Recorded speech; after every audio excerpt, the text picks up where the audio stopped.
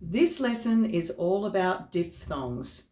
It's going to cover what diphthongs are, examples of diphthongs, what the target vowel is within a diphthong, and some traps that singers fall into. So let's get into it. Before we start, a reminder that singing is about sensing, experiencing, and feeling. So please sound out the words and sounds as we go through this lesson.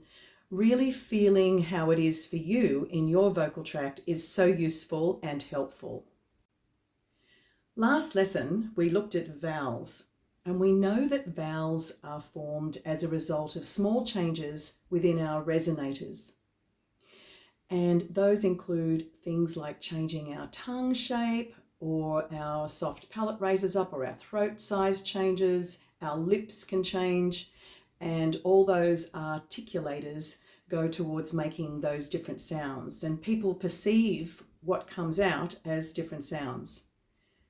Many words have just one vowel in them, such as dog, cat, love, up, book, for example.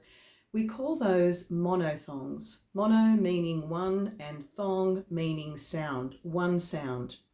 And then there are others that have two vowel sounds within a syllable within the words. And we call those diphthongs. Two, diph meaning two, thong meaning sound. Two sounds within the one syllable. Diphthongs are sometimes called gliding vowels because the two vowels glide together to create the sound. For example, boy, rain. So the word cowboy has two lots of diphthongs, one in the first syllable, cow, and one in the second syllable, boy, cowboy. Diphthongs have their own phonetic alphabet symbols, and it shows the two sounds within each of them. So here's a list of some of the very common ones. Let's go through them. All of these will have two sounds gliding together. The first one is I. And examples, crime, light, bite.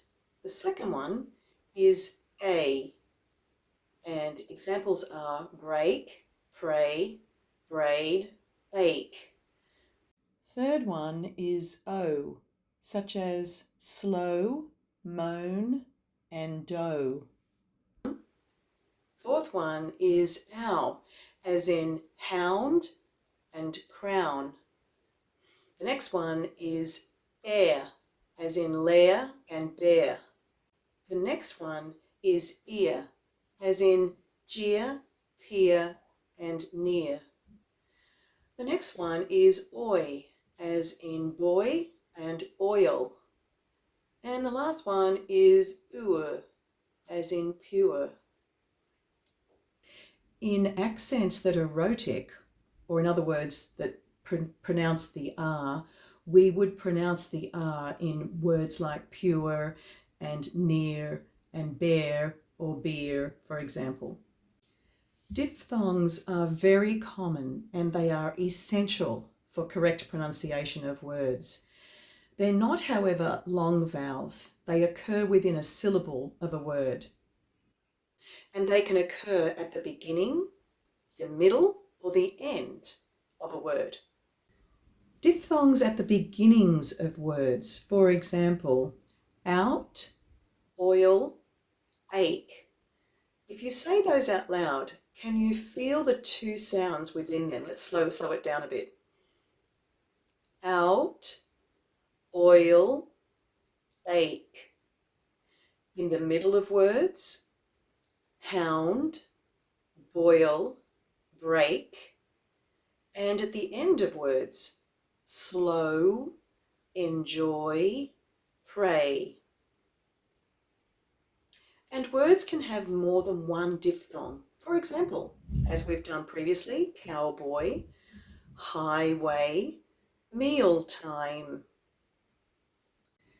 Let's look at some common diphthongs now and the sounds that make up those, the vowel sounds that make up those diphthongs. Here we go.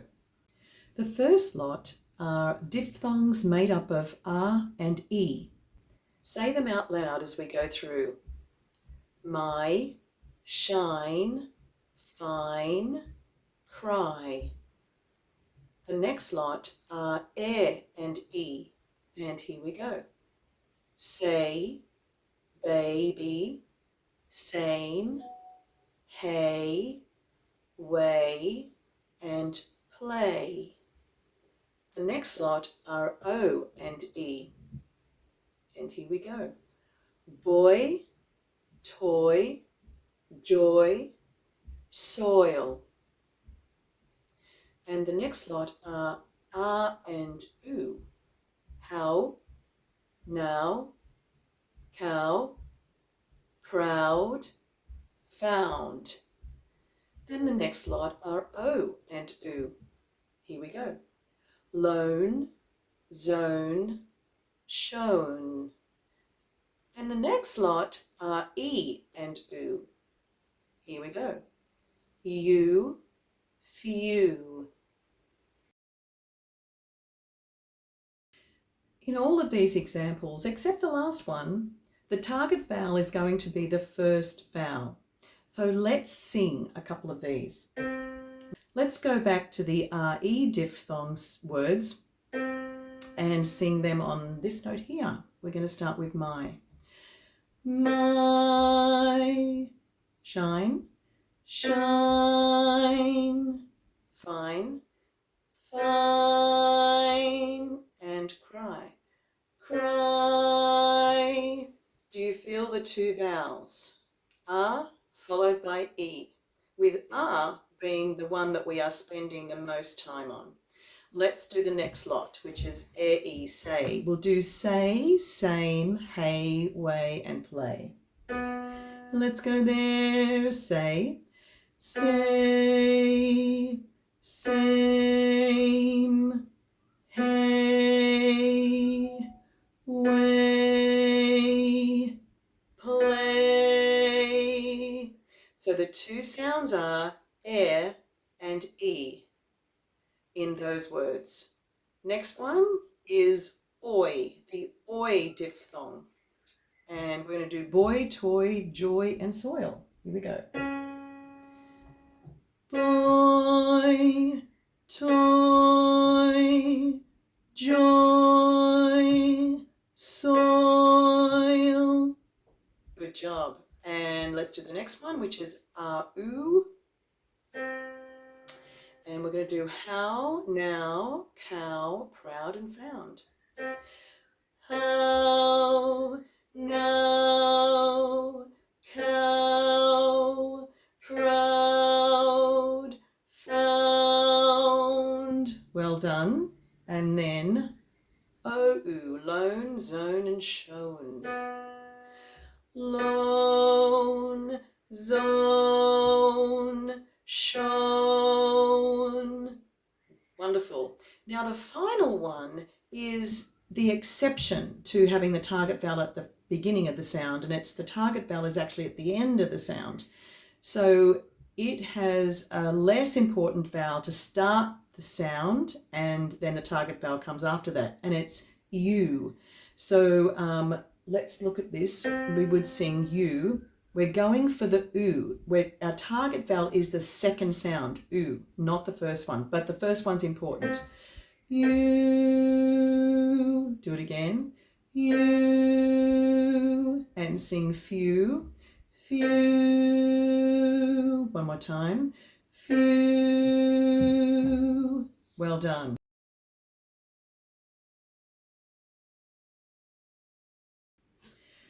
One example is when singers preempt the second vowel in a diphthong, when we want to stay on that primary vowel, especially when we're moving through notes. So for example, if we were to sing the words cry, I made you cry, cry, I made you cry. So in this example, we're moving two notes on the word cry. Cry. So we want to stay on that first vowel, the target vowel of through both notes. cry, and then add that diphthong. What can sometimes happen is that we preempt the second sound and we will morph it into that sound like this. Cry or cry.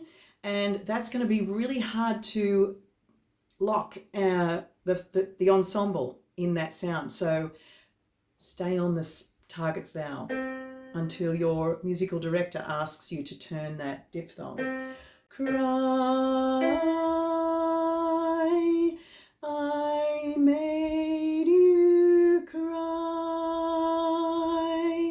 Good, so we've got a number of diphthongs in there. Let's do it again. We've got cry, I made you cry. All of those words have diphthongs in them. Here we go. Cry, I made you cry. Well done. Let's do that same tag, but now for our lower voices. We'll start here and we'll do the part that goes all the way down. Cry,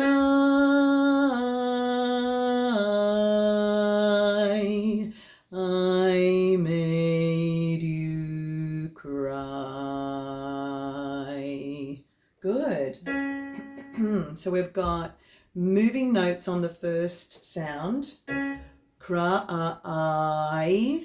Make sure you stay on that target vowel all the way through those notes. I made you. That oo, that E is so fleeting at the beginning of you cry. And your goal is to go for the target vowel, the most important vowel in those diphthongs. Here we go again. Cry,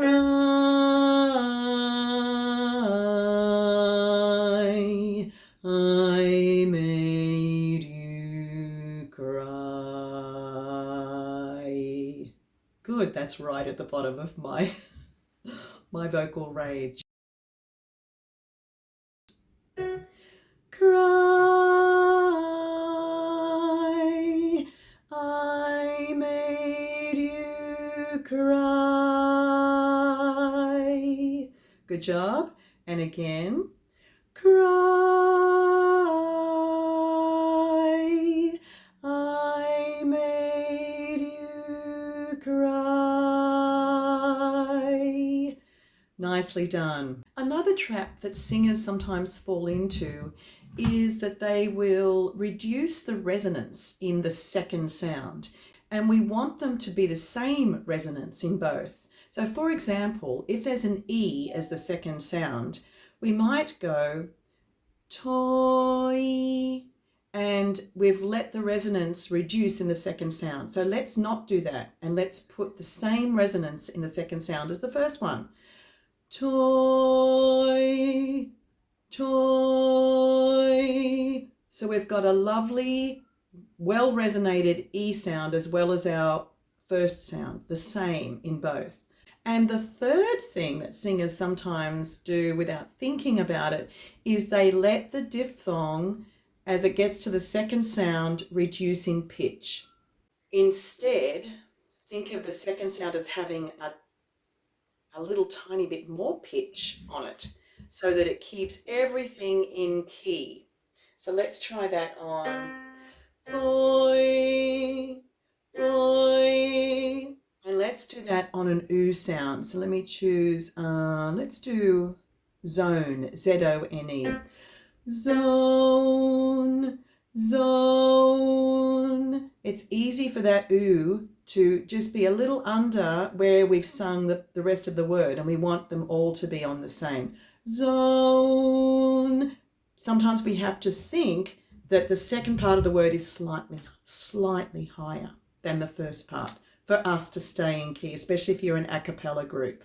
So that's the basics of diphthongs, and please enjoy the vocal exercises that are coming up now.